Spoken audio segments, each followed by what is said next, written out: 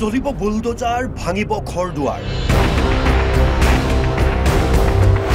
নগাঁৱৰ কামপুৰত চলিব বৃহৎ উচ্ছেদ এক্সকাভেটৰ লৈ সাজু প্ৰশাসন ইয়াত এখন অৰণ্য আছিল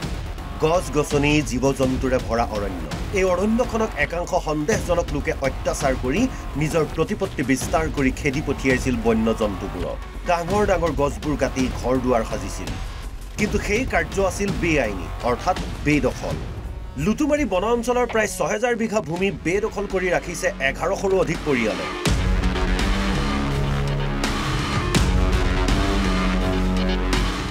সেই ভূমিত শনিবাৰে চলিব উচ্ছেদ সাজু শতাধিক এক্সকাভেটৰ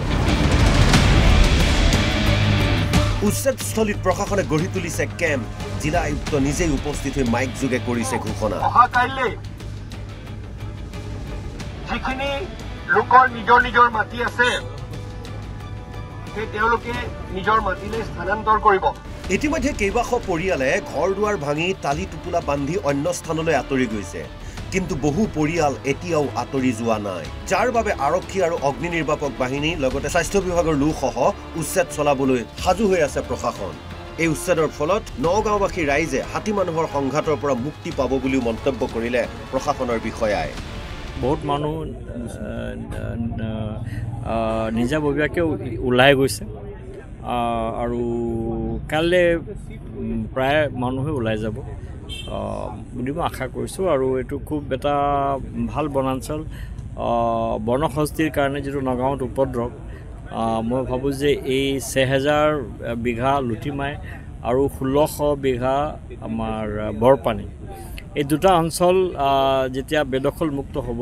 তেতিয়া নগাঁও ৰাইজে কিন্তু হাতী মানুহ সংঘাতৰ পৰা বহুতখিনি মুক্তি পাব বুলি মই ভাবিছোঁ যিসকল লোক আঁতৰি গৈছে তেওঁলোকে নিজেই স্বীকাৰ কৰিছে এয়া চৰকাৰী বনাঞ্চল ভূমি বুলি ৩০-৪০ বছৰ পূৰ্বে এই চৰকাৰী ভূমি বেদখল কৰি সাজিছিল ঘৰ-দুৱাৰ মই নিজে ভাঙিছোঁ কামলৈ ভাঙিছোঁ এতিয়া চৰকাৰে আইন মানিবই লাগে চৰকাৰী এপ্লিকেশ্যন কৰিব বুলি মানে এইটো চৰকাৰী মাটি বুলি আমাৰ আগত চৰকাৰী বুলি মানে মানিছোঁ জানিলেও মানে ঘৰে ভঙা মানুহ আমি এটা আহি পেলা মাটি অলপ লৈ পেলা মানে চলি আছিলোঁ এতিয়া চৰকাৰে কৈছে যে এইটো মাটি চৰকাৰী মাটি এইটো এপ্লিকেশ্যন হ'বই এইটো আমি মানি লৈছোঁ যে মই তাত মই ভোজগাঁও মাটি লৈছোঁ অসমীয়া মানুহৰ মাটি কিনি পেলাই তাতে মানে মই কিমান মানুহ আছে ইয়াত মানুহ আছে বহুত মানুহ আছে চৰকাৰে আমাক ইয়াত উচ্ছেদ কৰি দিয়া আছে চৰকাৰে আমাক এটা ব্যৱস্থা কৰি আমাৰ ইয়াত থাকিবলৈ সুবিধা দিয়ক চৰকাৰৰ তাত মই অনুৰোধ কৰিছোঁ আবেদন জনাইছোঁ আমাক অলপ সুবিধা দিয়ক আমাৰ যদি বেলেগত মাটি থাকোঁতে হয় তেনেহ'লে আমি বেলেগত গুচি যাওঁ হয় এতিয়া আমাৰ মাটি বাৰী একো নাই ইয়াত আছোঁ এতিয়া যদি চৰকাৰে আমাৰ উচ্ছেদ কৰি দিয়ে আমাৰ যাবলৈ সুবিধা নাই চৰকাৰে আমাক ইয়াত পৰিয়াল সহ গুলি কৰি মাৰি দিয়ে ইফালে হাজো ৰাজহ চক্ৰৰ অন্তৰ্গত ৰাক্ষসিনী চৰত একাংশ সন্দেহজনক লোকৰ বেদখল চৰৰ লগতে গৰু চৰণীয়া পথাৰত বেদখল কৰিছে একাংশই প্ৰায় ১৬০০ বিঘা ভূমিত বেদখল সোনু আলী আৰু চিন্তু বৰ্মন নামৰ দুই দালালে একাংশ সন্দেহজনক লোকক এই স্থানত সংস্থাপিত কৰাৰ গুৰুতৰ অভিযোগ স্থানীয় লোকৰ বিগত ৩-৪ বছৰ ধৰি চলি আছে এই বেদখল বাহিৰৰ পৰা কিমান মানুহ বাহিৰৰ পৰা বহুত মানুহ আছে কিন্তু মানুহবিলাক আহি পলাই হঠাৎ আহিছে নেকি মানুহবিলাক হঠাৎ নহয় আজি ইবাৰে আহিছে হঠাৎ আজি ৩-৪ বছৰ আগৰ পৰা আহি আছে আৰু ইবাৰো তাৰমানে বেছি হৈছে অলপ এইবিলাক মানুহ গড়াইমাৰী চাইডৰ এই তোমাৰ মুকালমুৱা বুলি কয় মেলপাৰা বুলি কয় আনবাৰী বুলি কয় গৰুগুটিৰ পৰা অহা বুলি কয়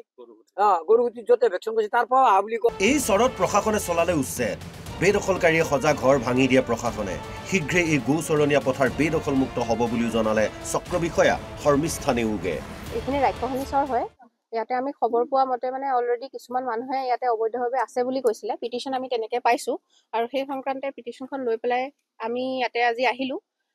দেখিছোঁ কিছুমান মানুহ ইয়াতে মানে আছে তো যিখিনি তেওঁলোকে অবৈধভাৱে ঘৰ চৰ বনাই আছে তেওঁলোকক ভাঙিবৰ কাৰণে কৈছোঁ আৰু যদি যোনে যোনে ভাঙা নাই তেওঁলোকৰখিনি আমি অলপ উচ্ছেদ অভিযান কৰিছোঁ ১৬০০ বিঘা হ'ব ইয়াতে শুৱালকুছিৰ পৰা কনুজ বৈশ্য আৰু কামপুৰৰ পৰা অৰূপ বৰাৰ ৰিপৰ্ট অসম লাইভ 24